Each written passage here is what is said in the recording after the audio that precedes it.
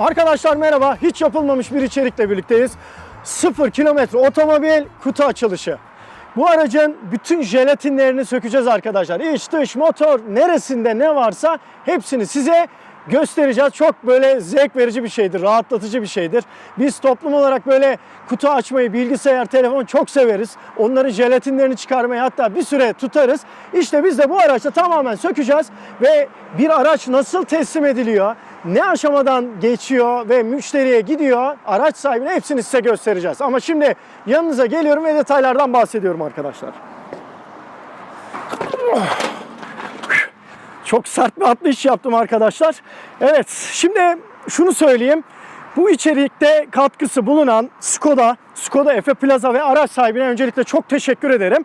Böyle bir şeyi kabul ettikleri için hakikaten çok heyecanlanıyorum bu içerik için. Çünkü biliyorsunuz gerçekten bana şimdi 100 tane telefon verseler ayrı bir heyecanla açarım böyle jelatinlerini. Bu araçta bir sürü var. Bir de özellikle bu gördüğümüz Skoda Kodiaq'ı seçtik.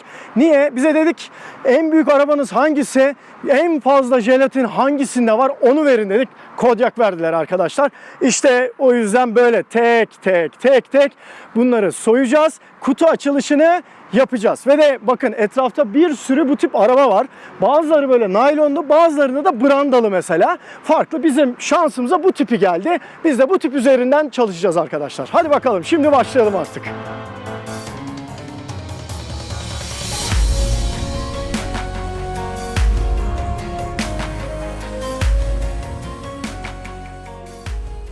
Özgür, ne yapacaksın ilk olarak sen? Hijyenimiz için, özellikle de müşterimizin aracını daha temiz bulması için fites topuzumuz, direksiyon simidimiz jelatinlenecek. Anladım. İlk günkünü o Aynen halinde öyle. kalabilsin diye. Evet. İlk müşteri dokunabilsin diye. Çeşitleri önlemek adına. Evet.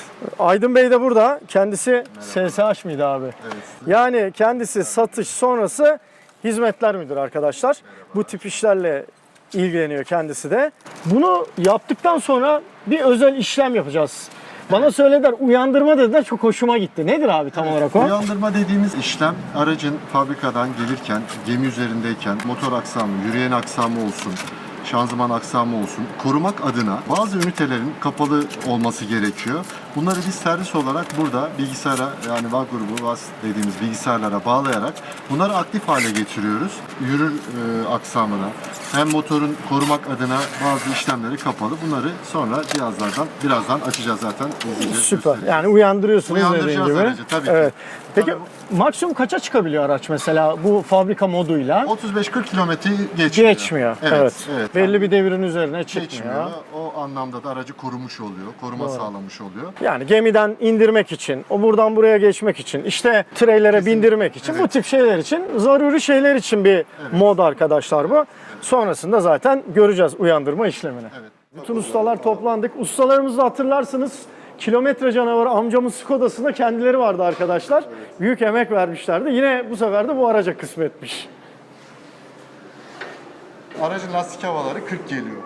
O da sert o. Aracı kaça? 34'e ayarlıyoruz.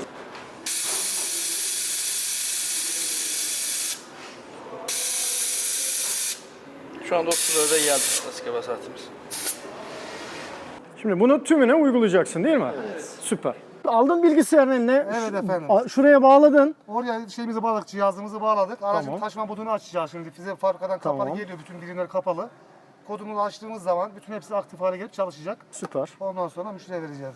Evet. Şu an hızımızı da açıyorsun. Araç tam artık Aracın bütün şeyler aktif hale şu an geldi. tavan bile açılmıyor yani değil mi? Tabii hiçbir şey çalışmıyor şu anda. Kapalı. Dediğimiz gibi sadece zaruri şeyler çalışıyor. İndirme, bindirme vesaire. Tabii o şeyde gelirken gemiden işte açılmasını engellemek Aynen. için bütün hepsini kapatıyorlar onun. Süper. Uyandır bakalım şu Kodiaq'ı. Uyandıracağız şimdi. Tarama yapıyor bilgisayarımız. Evet. Bir sıkıntı falan var mı diye de bakıyor değil mi Tabii yine ki de? bütün arıza kodlarına bakacağız burada varsa herhangi bir şey. Evet. Şurada görünüyor bakın. Taşıma modunun kapatılması, açılması. Orayı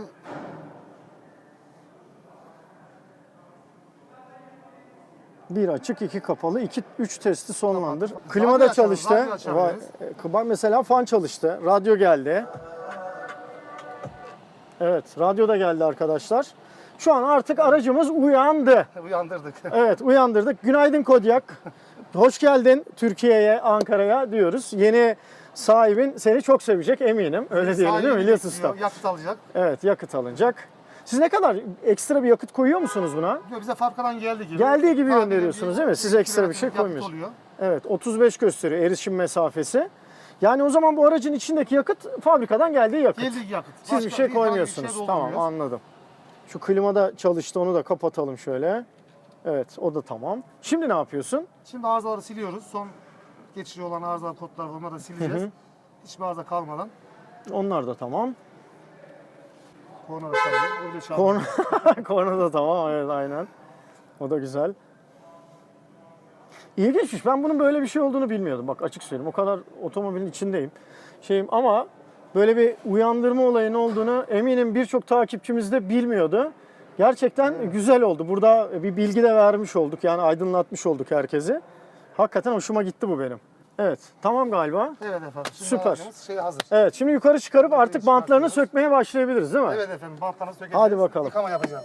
Hadi bakalım. Aracı sen soyacaksın değil mi? Evet abi. Yani aslında bir nevi kutu açılışını Özgür yapacak. Şimdi bindik. Tüm fonksiyonlarımız yerinde bakın. Aracın geri görüş kamerası, göstergeleri. Sunroof'unu açamıyoruz. Niye? Yukarısı paketli şu anda. Ondan dolayı.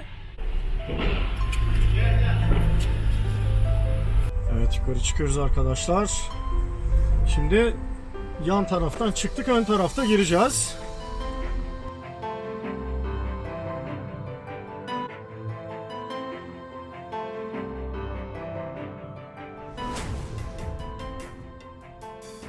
Yanımda Devrim Bey var. Kendisi Skoda Efes satış müdürü. Ve de Özgür Bey var. Teslimat sorumlusu. Yani bu işler kendisinden soruluyor diyebiliriz. Evet, Değil mi? Şimdi ne yapacağız Özgür Bey? Bir duyalım sizden. Şimdi araç bizim stok sahamıza indikten sonra aracın servis işlemleri başlıyor. Daha sonrasında da herhangi bir şekilde donanımsal veya aksesuar anlamında bilgisayarda nakliye modunun açılmasına kadar işlemler yapıldıktan sonra teslimat alanına geliyor hazırlanmış bir şekilde. Bundan sonraki işlem bantlarımızı sökeceğiz. Daha sonra da temizlik aşamasına geçeceğiz. Yıkanacak yani. Yıkanacak, evet. Sabahtan beri çekim yapıyorsunuz. Bazen biz değerli müşterilerimize bu arabaları veriyoruz. Telefon geliyor. Ya işte ben biraz çabuk istiyorum arabayı. İşte doğru. tabii heyecan var yani evde bekleniyor çünkü. Aynen, Bir belki de yolculuğa gidecek malum mesela, o şu da var. ortamda Aynen. çok araba bekleyen müşterilerimiz var.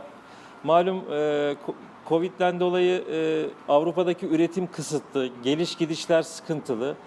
Araba geliyor, işte bunun olumsuz etkileri bazen euro yükselmesine bağlı zam alıyoruz. İşte geçenki ÖTV artışı ama biz yine talep düşmedi, talep devam ediyor. Çünkü insanların Covid'den dolayı ihtiyaçları var. Araç satın alma durumundalar. Bazen hani finanslarını da zorlayıp işte kredi çekip araç satın alıyorlar. Biz de bu güzel heyecanı icra ediyoruz. Abi şimdi insanlar merak ediyor. Şu işe bir başlayalım istersen. Biz Evet, seninle tabii. sohbetimize devam edelim. Evet. Bir yandan soyma işlemi başlasın istersen Evet. şöyle. Ses felaket abi. Peki bunda mesela direkt normalde böyle çekip getiriyorsunuz. Islatma bilmem ne vesaire gibi bir şey. Yani daha Yok. doğrusu ısıtma falan olmuyor değil mi? Ona göre Olmuyor ayarlanmış. tabii, ona göre ayarlanmış. Fabrikada üretimden sonra, kontrollerinden sonra bu şekilde jelatinlenip geliyor. Yani renk çok güzel bir renk. Renk çok gösteriyor. Evet, metal gri diye geçiyor. Bazen böyle hava kapandığı zaman bu renk daha böyle bir şık duruyor. Hani bakar mısın abi şimdi şu güzelliğe yani en Evet. ufak bir parmak izi bile yok. Sanki Tabii. telefonun Tabii. böyle şeyini çıkarttık jelatinini. Aynen öyle. Alttan böyle pırıl pırıl ayna gibi görünüyor. İşte diyorum ya biraz yani bu öyle hemen yıka teslim et diye bir şey yok. Çünkü bu arabada bir sürü işlem var. Aynen. Nakliye Çok modu, nakliye takosları, aracın teknik cihaza bağlayıp uyandırılması, Türkiye şartlarına göre ayarlanması, lastik hava koşulları hepsi bir şeyden geçiyor. Evet. Aküsünü kontrol ediyoruz, aküsünün şarjını kontrol ediyoruz. Zaten bizde ISO standartlarına göre bunlar hazırlanır. Evet, şimdi en önemli yer çıktı arkadaşlar. Bakın motor kaputu yağ gibi gördüğünüz Evet, gibi. gördüğünüz gibi fabrikadan çıktığı gibi size geliyor. Yani buraya ilk dokunan sen olabilirsin Evet, şu ben anda. zaten parmak izimi bıraktım Evet. buraya. Öyle de bir şey var. Onu da hallettim hemen. Bir de şöyle bir şey oldu Devrim Bey. Yani bu tip araçlarda mesela bu 1.5 motorlu bir araç. Evet. Bunların ÖTV'si çıktı 60'tan 80'e. Ben mesela öğrendim ki bu aracın sahibi arabasını falan satmış. Bu aracı beklerken 10 günde %60'tan 80'e bir Evet, ÖTV'ydi. yani orada bir talihsizlik oldu. Tabii devlet büyükleri bu konuda bir aksiyon aldılar. Onunla ilgili de tabii bir şey diyemiyoruz. Fiyatları olumsuz yönde etkiledi ama insanlar tabii ki mecbur kaldıkları için araçları aldılar. Hani herkeste bir işler düşer beklentisi oldu ama tam tersine Arttı mı diyorsunuz? devam ediyor. Yani çok arttı diyemeyiz. Ama devam ediyor. Devam ediyor. Tabii araçların yolda sipariş edilmesi. Doğru, o çok Tabii şey de oldu yani iptal eden müşteriler de oldu.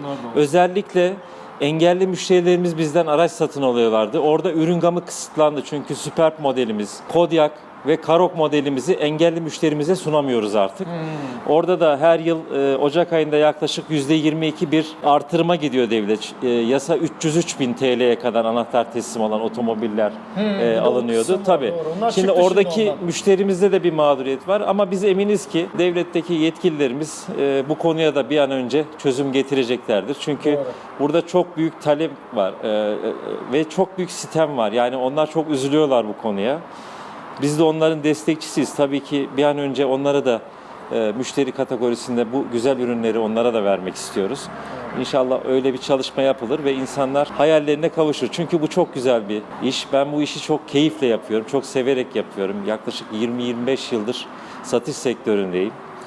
İnanın her otomobilin teslim anı böyle heyecanlı. Heyecanlı çok. Ben Çünkü şimdiden heyecanlandım. bunu benim olmamasına evde rağmen. eşler bekliyor, anneler bekliyor, çocuklar bekliyor. Yani bu bir ihtiyaç.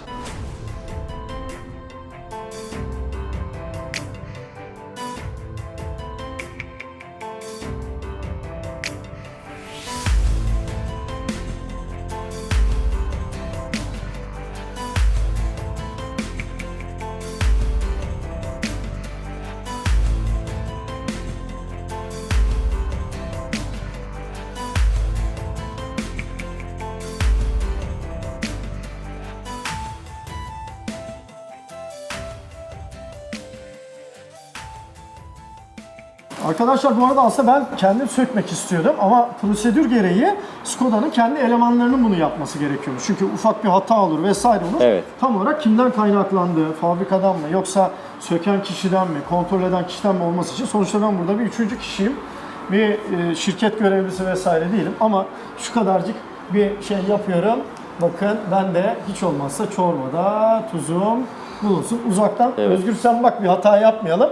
Abi senin yanında da sen de şahit ol artık. Evet, şahidim. Hop. Evet arkadaşlar. Bir tane de ben böyle yaptım ve çorbada tuzum olmuş oldu.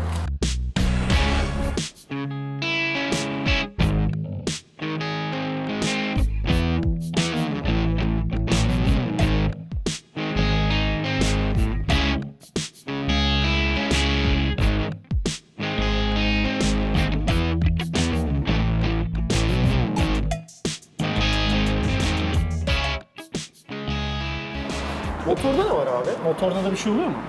Motorda şöyle söyleyeyim, zaten uyandırma sistemi yapıldığı zaman cihaza bağlanıyor. Orada herhangi bir şey yapılmıyor. Sadece araç geldiği zaman arkadaşlarım bizim marka onaylı akü ölçüm cihazlarımız var. Onun belli bir parametre de olması lazım. Onu ölçüyorlar. Hani akü kış şartlarında özellikle tüketicilerimize sorun çıkartmaması anlamında onu kontrolü yapmadan teslimatı yapamayız.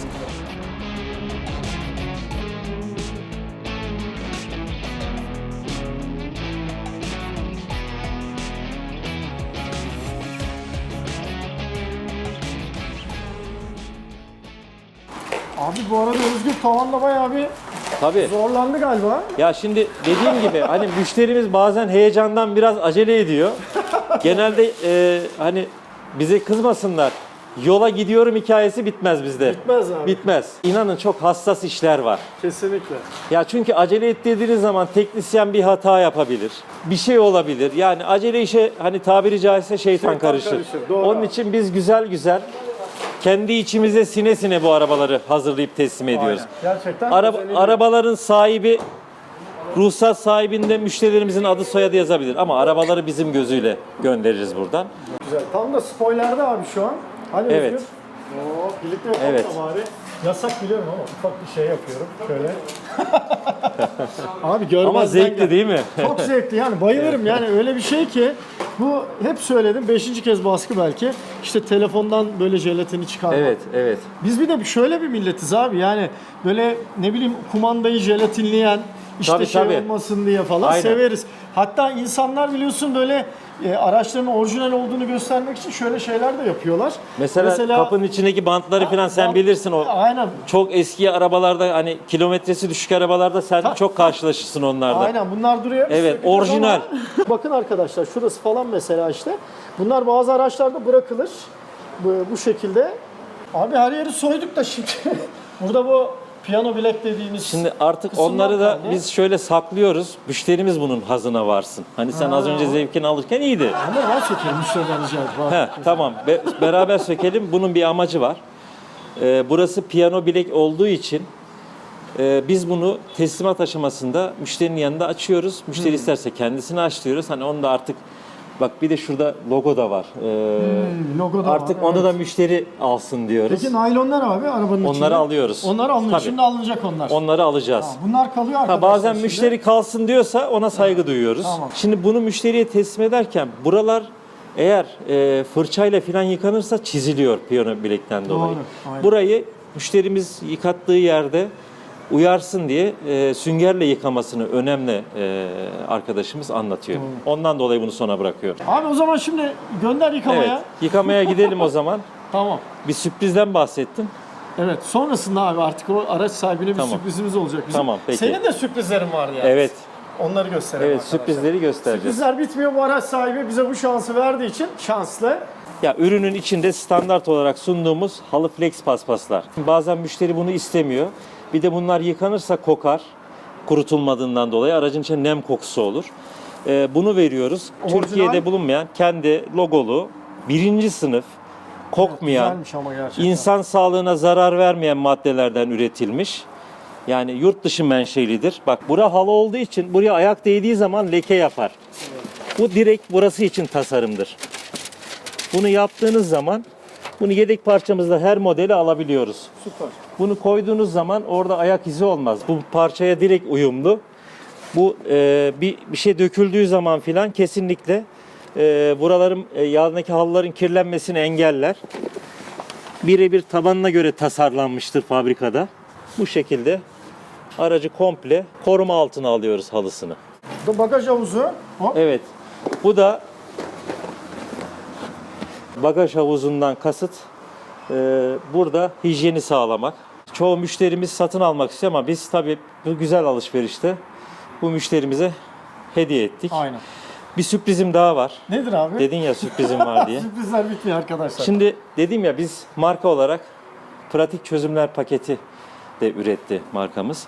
Biz insan hayatını kolaylaştıracak nitelikte bir armağan paketimiz var müşterimize. Teslimat sorumlusu ve teknisyen arkadaşım Özgür Bey'den isteyeceğim tanıtımını. Özgür Bey, Hemen mikrofonu alayım. Abi sana çok teşekkür ederim. Rica ediyorum. Çok sağ ol. e, Harikaydı. müşterimize markamızı ve bizi tercih ettiği için canı gönülden teşekkür ediyoruz. İyi günlerde kullanmasını diliyoruz. Biz de Ailemize aynen- hoş geldi. Biz de aynen iletiyoruz. Arkadaşlar bir de bayılırım. Yeni araç kokusu şu an buram buram ciğerlerimde dolaşıyor koku. Zaten tavanı falan da açtık. Hem aydınlık hem kokuyla birlikte deri koltuk kokusu böyle plastik kokularıyla birlikte müthiş bir şekilde geliyor. Gerçekten çok hoşuma gitti bu iş.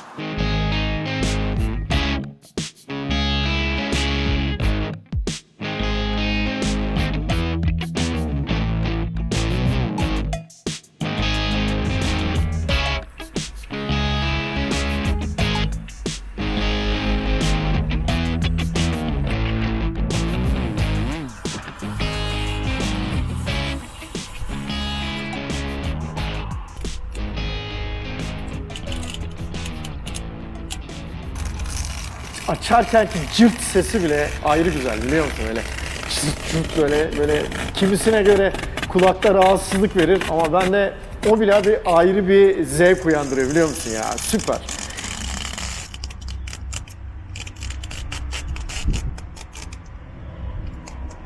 Araç şu an temizlik aşamasına, yıkamaya devam. Evet arkadaşlar, vakti geldi şimdi yıkama. Uzun süredir dışarıda beklediği için malum bu araçlar gemilerle geliyor. Ondan sonra indiriliyor, gümrükte bekliyor, buralarda bekliyor. Ondan sonra böyle tozlanıyor da. Jelatinlerin olduğu yerler normal görünüyor, parlıyor bakın. Ama diğer yerler tozlu. O yüzden şimdi pırıl pırıl olacak şekilde yıkanıp müşteriye teslim edilecek.